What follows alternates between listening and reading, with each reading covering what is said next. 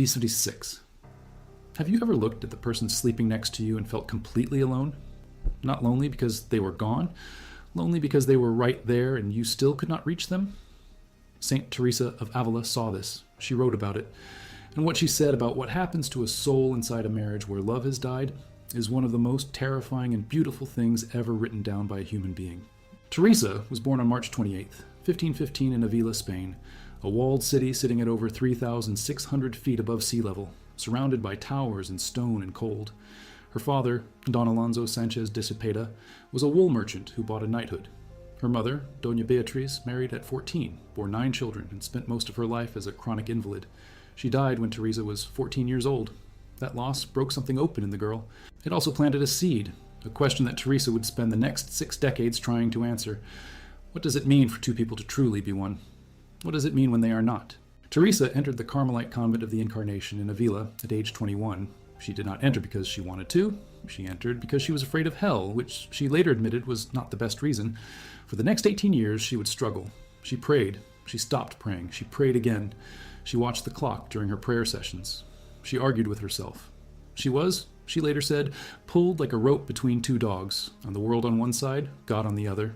And in that long, grinding struggle, she saw something that most people never notice about marriage, about love, about what it costs 2 souls to actually share a life. If you value documented mystical history and spirituality like this, subscribe. It is the best way to support this work. Also drop a comment telling us what city you are hearing this from. This script is researched and factual, drawing from 2 primary sources. Teresa's own interior castle, finished on November 29th, 1577, as documented by the Carmelite Archival Scholarship of E.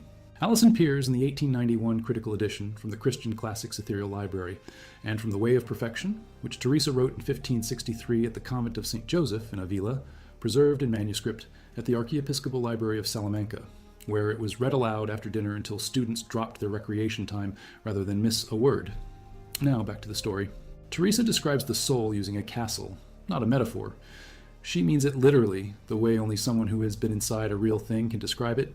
She says the soul is like a castle made entirely of a single diamond, with many rooms, and at the very center of that castle, God himself lives. The further you go into the castle, the more light you find. The further out you go, the darker it gets.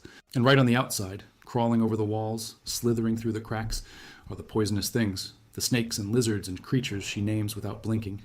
She is not being poetic. She's drawing a map. Now here is where it gets uncomfortable.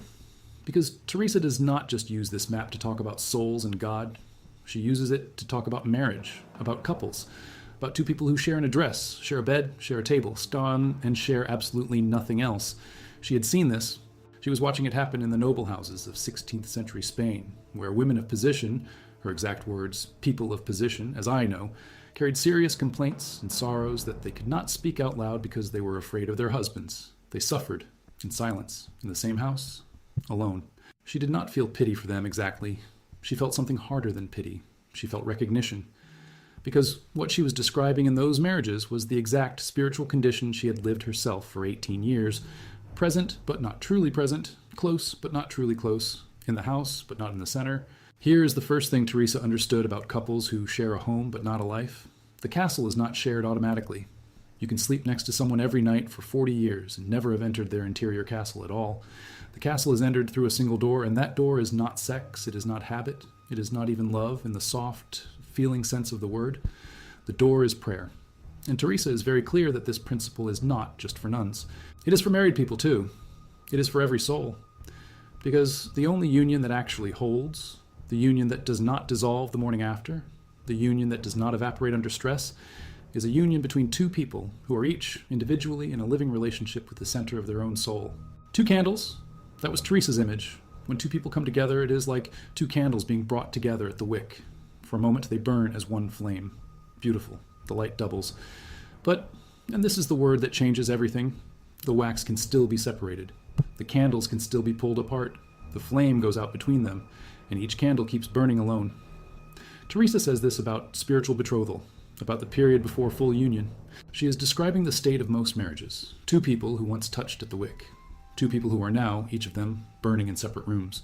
She wrote about what happens to those people, not gently. She wrote in The Way of Perfection, chapter 11, from from the 1563 manuscript that a woman in an unhappy marriage does not speak of it, does not complain, does not let her husband know, and simply endures. And then she says something extraordinary. She does not say this is admirable. She says, "What is the point of our coming here, our coming into the spiritual life, if all we do is indulge ourselves more than these poor women who at least suffer in silence without complaining?" Teresa is using the suffering of married women in bad marriages as a yardstick. She is saying, look at this. Look at how much pain is possible in a house where two people are not actually connected to each other. And now ask yourself what you're doing with your own interior life. The soul that stops communicating with God, Teresa writes, becomes like a person who has had no contact with someone for years. You forget how to talk to them. They become a stranger. Even a family member you have known your whole life becomes someone you barely recognize if you stop speaking. She says this plainly in The Way of Perfection, chapter 26. Communication ceases. Kinship loses its influence. She is talking about prayer. But she is also describing, whether she means to or not, exactly what happens inside a marriage when two people stop reaching for each other. You wake up one morning, and the person across the breakfast table is a stranger you signed a document with. You share everything except the one thing that costs something. This is the condition Teresa calls the outer mansions of the castle. You are inside the walls. You are not outside. You have not completely abandoned the soul, but you are as far from the center as it is possible to be and still technically be in the building. Snakes and lizards at this distance, a lot of noise, not much light. What Teresa actually saw, not as metaphor, but as documented mystical experience, was the reverse side of this, the seventh mansion, the inner chamber. She entered it herself at age 57, at a mass where St. John of the Cross gave her Holy Communion somewhere in 1572 or 1573, the exact date unrecoverable. Her spiritual betrothal was placed between November 18th, 1572, and May of 1575. She said that at that moment something happened to her that was permanent, not temporary, not one of her earlier experiences that passed after a few hours and left her wondering if she had imagined it. This was rain falling into a river. Once the drop falls in, you cannot remove it. She became, in the language she used without embarrassment, a bride. And the fruit of that bridal union was not peace and quiet and nothing happening. The fruit was action. Constant, tireless, reckless action on behalf of other people. She founded 17 convents of Reformed Carmelite nuns and 2 houses for friars between 1562 and 1582. 20 years of relentless travel across Spain in a country where the winter roads were ice and the summer roads were choking dust and heat.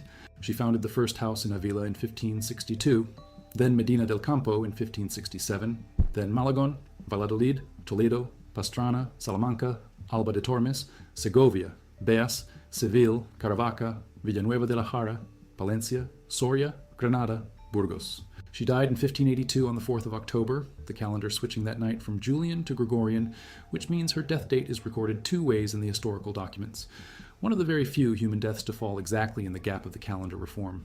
She never stopped writing either. The interior castle came out of a single vision received in 1577 and was completed in 5 months, finished November 29th. She sat in a cold cell with no table. She wrote during her illnesses. She wrote, being interrupted by raptures she did not ask for and could not stop. The book was complete in 1 year, and by the time she died, it was being read publicly at the seminary at Salamanca, students giving up their free afternoon recreation rather than miss a word, some of them entering religious life afterward. 1 became a Franciscan. 2, who had already received their degrees, became discalced Carmelites. The interior castle is the document that explains what Teresa saw happening in those 16th century Spanish marriages, and in every marriage since. The castle has 7 sets of mansions. 2 people who share a life, but not a soul, are somewhere in the first 3. Not evil, not abandoned, but sitting in the cold outer rooms distracted by the creatures that live there, unable or unwilling to move toward the center. Teresa describes the first mansions with a specificity that should unsettle anyone who recognizes themselves in it. These souls pray a few times a month. They are not without God, but they are so submerged in the world, its pleasures, its opinions, its noise, that they barely register where they are. They are inside the castle, but they cannot see the light at the center. Too many things between them and it. Too much furniture. Too many deals and worries and vanities piled up in the corridors. And in a marriage where both people are in this condition, they can live side by side for decades and never once actually meet. The second and third mansions are people who understand the situation better. They are trying. They hear the call.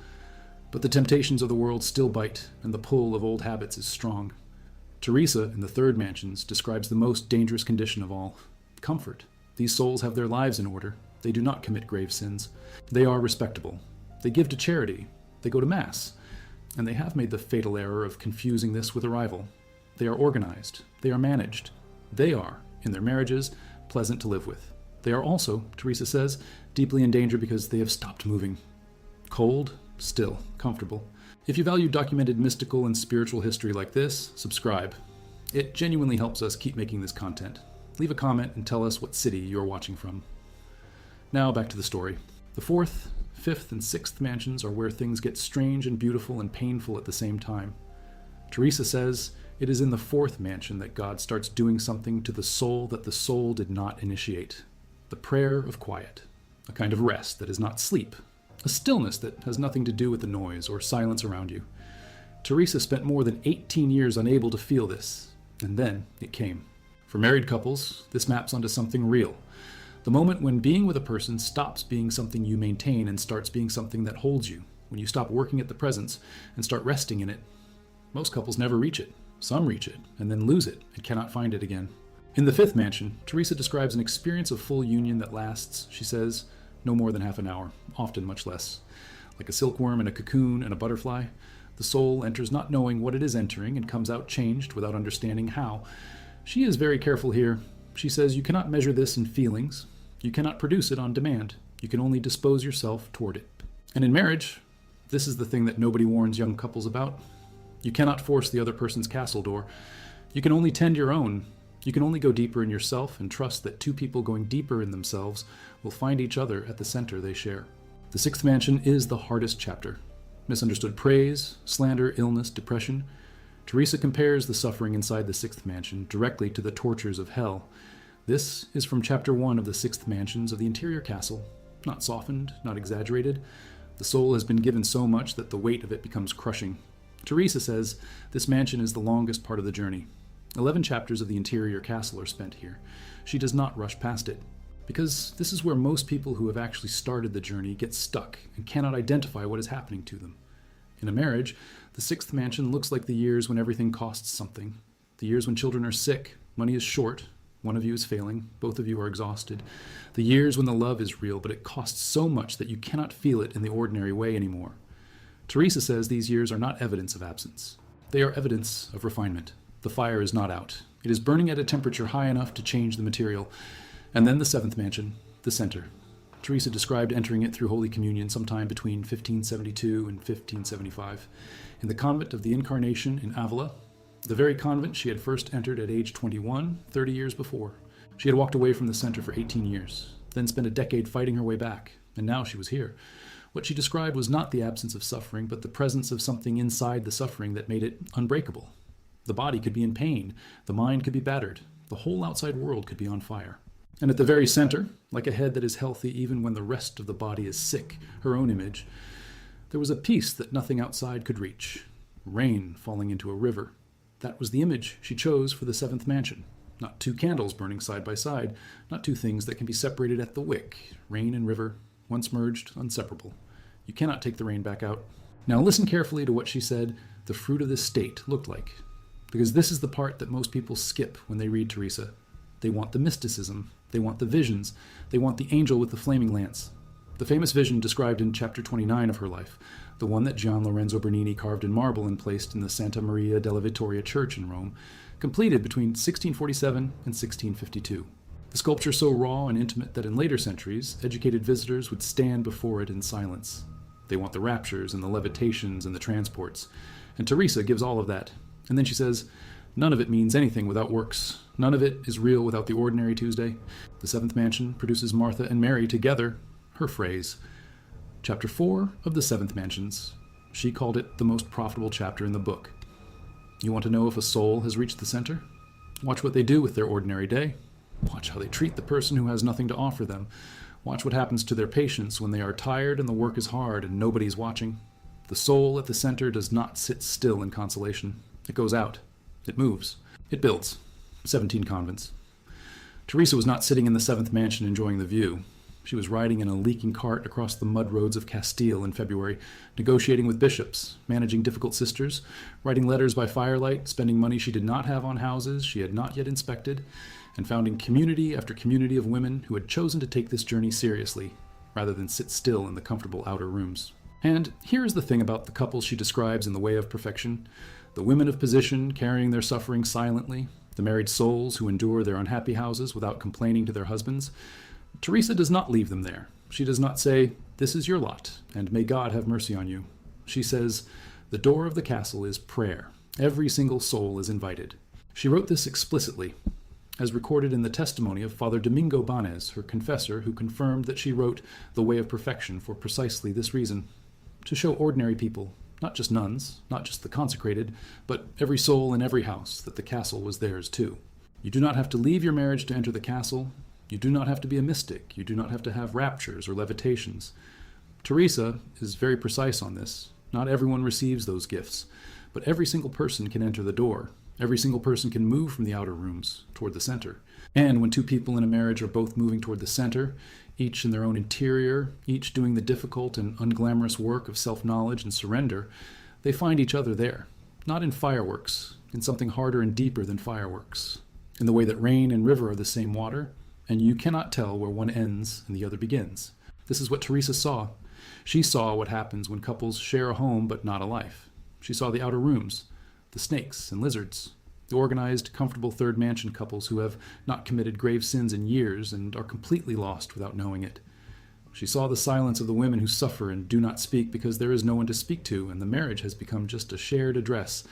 And she experienced the reverse. And she spent the last 20 years of her life trying to carry that reverse back out to other people. She died on October 4th, 1582, in Alba de Tormes, on her way back to Avila. 67 years old. She had traveled the width of Spain multiple times in an ox cart. She had argued with bishops, kings, and the Spanish Inquisition. She had experienced raptures so powerful that she had to grip the floor grills of the choir chapel to keep from floating upward during prayer, documented in the formal testimony of her sisters at multiple convents, preserved in the Carmelite archives. She had written 3 major works and 400 letters that survive. And she had done all of it from inside that center she had taken 18 wasted years to find. The body she left behind became a theological controversy within months of her death. Her body was found incorrupt when exhumed for transfer to Avila. The canonical process began in 1592, 10 years after her death. Her left hand was sent to the convent of the Incarnation in Avila, the same convent she had entered at 21. Her right arm was placed in Rome. Her heart, extracted and separately preserved, showed a vertical cut through the left ventricle, approximately 3 centimeters in length, which the physicians examining it in 1592 said corresponded to no natural pathology they had ever encountered. One examiner wrote in his deposition that he had previously read the passage in chapter 29 of her life, where she describes the angel and the lance and the pain that was sweet and the sweetness that was agony, and had understood it as figurative language. He stopped understanding it as figurative language in 1592 in Alba de Tormes, standing over an open box. Teresa was declared a Doctor of the Church by Pope Paul VI on September 27, 1970. First woman in that category in the entire history of the Catholic Church. The title chosen for her was not mystic, not visionary, not saint of visions. It was teacher of prayer, because what she spent her life showing was not something reserved for the extraordinary. It was the thing that ordinary life most consistently refuses to do. Stop, go in, go deeper, find the center, and stay long enough to be changed. For the couples she described, the ones sharing a house and not a life, her answer was not divorce, and it was not resignation, and it was not endurance through gritted teeth. It was the door, the practice, the decision to stop living in the outer rooms and start the long walk inward. 2 people who make that decision do not necessarily arrive at the center at the same speed, or by the same path, or at the same time. But Teresa is clear. Rain does not fight the river. It falls, and when it falls into the right place, it does not come back out. The last thing Teresa wrote before she died in October of 1582 was a letter to Father Geronimo Gratian, her closest collaborator. She had been bleeding for weeks. She knew she was dying. The letter was about logistics, about which nuns needed reassigning, about a financial matter at the convent in Burgos she was concerned had not been settled properly. Not a word about visions, not a word about the 7th mansion. 17 convents, 1 bleeding woman in a cart, still making arrangements right up to the final door. That is the fruit of the center. That is what it looks like when rain falls into the river and the river keeps moving. Not a feeling, not a monument to itself, just the work, day after day, all the way to the end. When the examiners in 1592 opened the chest containing Teresa's preserved heart and measured that 3-centimeter wound in the left ventricle, corresponding to no known pathology, one of them wrote in his deposition that the wound was precisely in the location she had described decades earlier, in her own hand, in a cell in Avila, with no table, in the cold. She had written what was going to happen to her, or she had written what was already happening. The record does not say which. It only says the wound was there. You can share a home with someone for 40 years and never once have walked toward them. That is not a statement about marriage. That is a statement about the interior castle. The distance between two people sleeping in the same bed is not measured in inches. But let us go back to the specific texture of 16th century Spanish marriage, because Teresa was not writing in the abstract. She was writing inside a culture, inside a world. And the world she was writing in had very precise rules about what a wife was, what a husband was, what a marriage was supposed to look like from the outside, and what it was permitted to be on the inside. In Teresa's Spain, a woman of the noble or upper merchant class like her father's household was married for alliance, for property, for the continuation of lines. Love was not excluded. Her parents' marriage seems to have been decent enough, though her mother died at 33 from the combined exhaustion of 9 pregnancies and chronic illness. But love was not the design of the institution. The design of the institution was the management of property and blood, sealed with a sacrament. Teresa understood the sacrament. She took it seriously. She had seen the way Franciscan friars and Dominican theologians debated the grace of the marriage sacrament in the churches and chapels of Avila throughout her childhood. She knew that the church taught marriage was holy. She knew that Christ had compared himself to a bridegroom.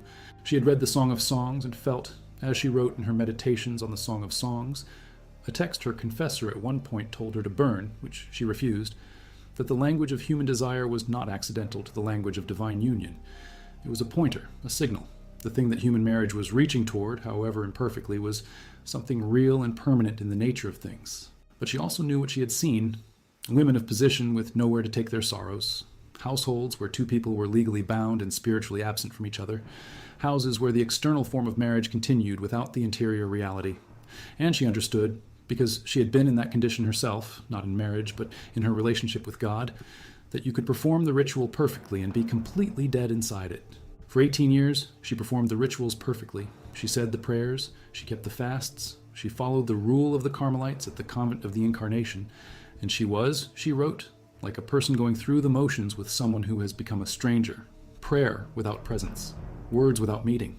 She said she was performing her religious duties the way a housewife performs her duties, completely, correctly, joylessly, disconnected from the center of what she was supposed to be doing.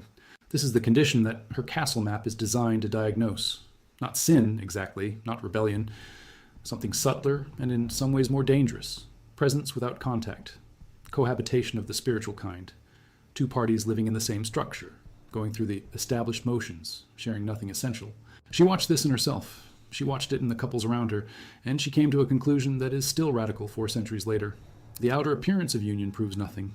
2 candles touching at the wick, burning briefly as one flame. That proves nothing, because the wax can still be separated.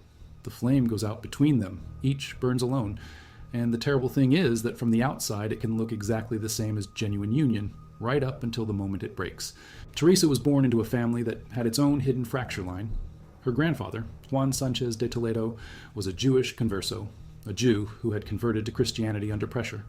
He was accused before the Inquisition in Toledo in 1485 of secretly returning to Jewish practices. He confessed. He was condemned to public penance. He and his sons, including Teresa's father Alonso, walked in the processions of shame through the streets of Toledo on 7 Fridays in a row, wearing the penitential garments called sanbenitos. Alonso was a boy. He would spend the rest of his life building a new identity, buying his knighthood, establishing his Christian bona fides, moving his family to Avila where the shame was less known, assimilating so thoroughly that his children grew up unaware of the whole history. Teresa found out about it later. She does not write about it directly. She is careful. But scholars working from the 16th century inquisitorial archives in Toledo, specifically the document from 1485, preserved in the Archivo Histórico Nacional, have reconstructed this history precisely. A family performing one identity on the outside, a different reality underneath. Not unusual in Spain, not unusual anywhere. The distance between the presented exterior and the interior life is not a modern problem. It is as old as the walls of Avila. When Teresa built her castle metaphor, she had material. She had a grandfather who walked through Toledo in penitential garments. She had a family that remade itself. She had 18 years of her own performance of religious life without interior substance. She had the women of position around her, suffering their unhappy marriages in silence. All of this went into the 7 mansions. All of it is in there, underneath the theology, underneath the mysticism, the specific human wreckage of people who are present and absent simultaneously. The most precise definition Teresa ever gave of the outer mansions, of the condition of being in the house but not moving toward the center, came in a passage of The Way of Perfection that is almost never quoted because it sounds like housekeeping advice. She says, "If you have become accustomed to his presence at your side, and if he sees that you love him to be there and are always trying to please him, you will not be able to send him away, and he will not fail you." Then she says the warning. She says, "For when you never have intercourse with a person," and she means conversation, communication, not the other word, "he soon becomes a stranger to you, and you forget how to talk to him. And before long, even if he is a kinsman, you feel as if you do not know him." This is the sentence that should be put on a wall somewhere, not in a convent, in a marriage counselor's office, in a kitchen, because this is what actually happens. Not betrayal, not hatred, not the dramatic collapse, just the gradual ceasing of communication, so slow that neither party notices it happening, until one morning someone looks across the table and does not know who they are looking at. The pattern Teresa describes in the outer mansions of the castle is the pattern of estrangement by increments. First, the conversations become shorter. Then they become practical. Logistics, schedules, who is picking up which child. Then they become occasional. Then they become the formal rituals of politeness between two people who are afraid of what they would find if they stopped being polite. And all along, they are sleeping in the same bed, eating at the same table, filing the same taxes, appearing at the same events, present, gone. Teresa says the entry to the second mansion is hearing. You begin to hear a voice calling you inward. This can come through a sermon, a book, the death of someone you knew, a period of illness, a moment of unexpected joy that makes you ask where it came from. Something breaks through the comfortable numbness. Something makes the outer rooms feel, for a moment, insufficient. In a marriage, this moment sometimes comes as crisis, illness, loss, infidelity, financial collapse, and sometimes comes as the much quieter horror of realizing at 45 or 50 or 60 that the life you built is not the life you meant to build, and you do not know how you got here. The crisis is not the enemy. The crisis is the call.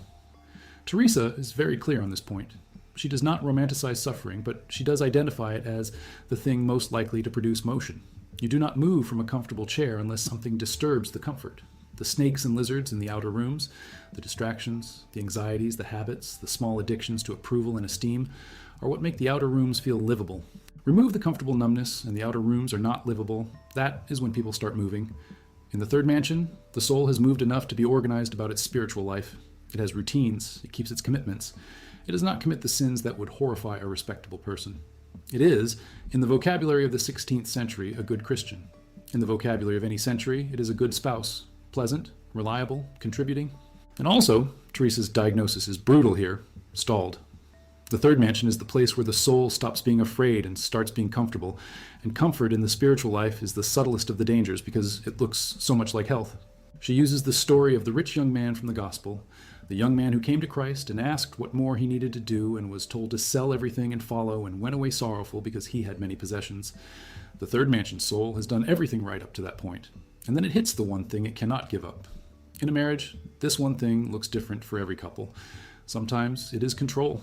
Sometimes it is privacy of the emotional kind, the self that will not be fully given to another person, the part held back. Sometimes it is simply the unwillingness to be changed, to let the other person's reality actually alter yours. You share a house, you share a budget, you share a bed. You will not share the part of yourself that would cost you something to share. Teresa watched women in this condition for decades. She watched men in it too, though she writes more about the women because those were the people she knew most closely. And she recognized it because she had been in it. She had been the person in the outer rooms of her own soul for 18 years. She had performed the spiritual duties and held back the surrender. She had been present and absent simultaneously.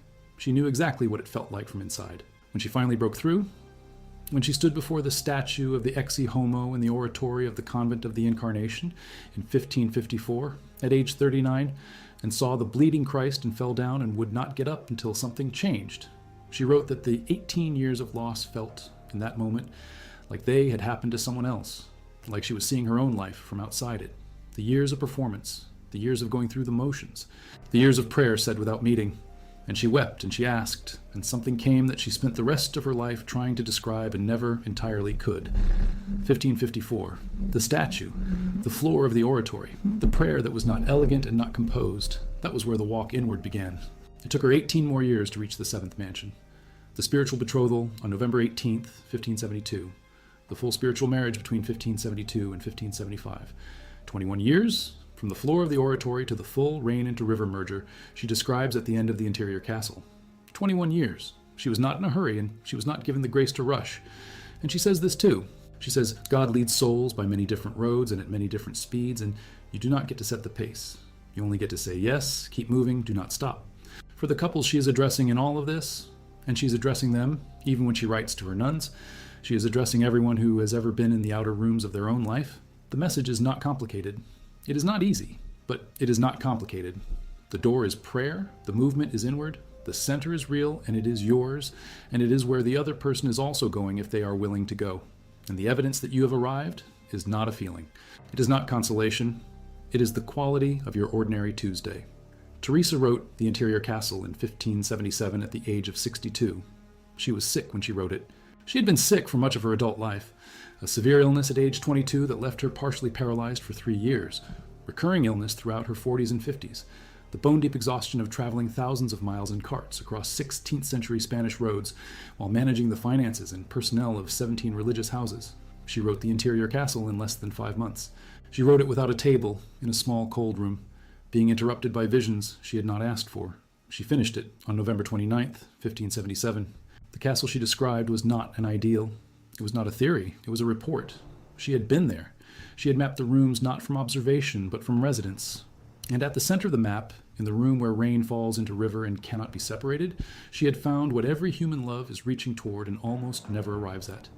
Not the feeling of love, which comes and goes, but the reality of union, which once complete cannot be undone. That is what she saw. That is what she left on paper. And the couples who share a home but not a life, the ones she watched in the noble houses of 16th century Avila, the ones she watched in the convent of the Incarnation, the ones she watched in herself, they are still there in every century, in every country, in every house where two people sleep 6 inches apart and are separated by a distance that has no unit of measurement. The castle is not theirs by default, but the door is always open. Teresa said so, and she had the wound in her chest to prove it.